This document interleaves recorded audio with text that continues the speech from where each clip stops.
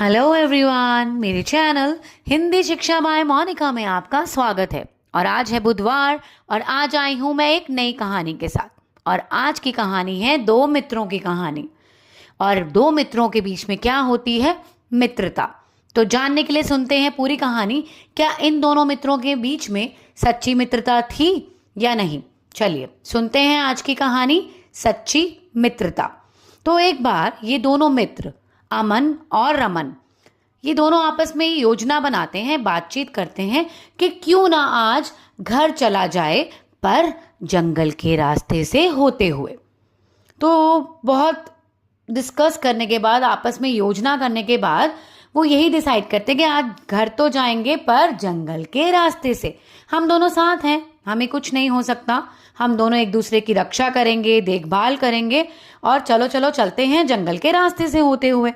पर ये क्या, जंगल में घुसते ही सामने से एक डरावना, बड़ा सा, खतरनाक सा भालू आता हुए उन्हें नजर आता है और वो दोनों मित्र घबरा जाते हैं।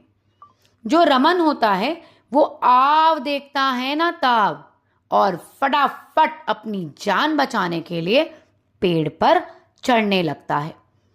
और वो ये नहीं सोचता कि अमन को पेड़ पर चढ़ना आता है या नहीं, वो सिर्फ अपनी जान बचाने के बारे में सोचता है कि मैं कैसे बचूं। उसने अमन के बारे में बिल्कुल नहीं सोचा और फटाफट पेड़ पर चढ़ गया। ना ही उसने कोई मदद करी अमन की। अमन को ये सोचकर बहुत बुरा लगा, पर उसको इस वक्त अपनी जान बचानी थी, तो वो चुपचाप जमीन पर लेट गया, क्योंकि उसने सुना था कि भालू मरा हुआ शिकार नहीं खाते। तो उसने यही सोचा कि अगर मैं चुपचाप लेट जाऊं तो भालू मुझे कुछ नहीं कहेगा। अब जान तो किसी तरह बचानी थी, तो उसको उस समय यही तरकीब सूझी, तो वो लेट गया। भालू आया, उसने उसको सूंघा और उसको लगा ये तो मर गया है, तो उसने उसको खाने की चेष्टा नहीं करी और वो वहां से धीरे धीरे जाने लगा। और अमन ने शुक्र मनाया कि मेरी जान बच गई।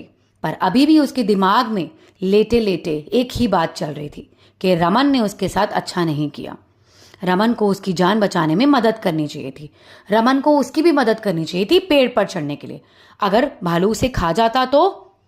जब रमन ने देखा कि भालू चला गया है तो वो पेड़ से उतरा और अमन की तरफ बढ़ा।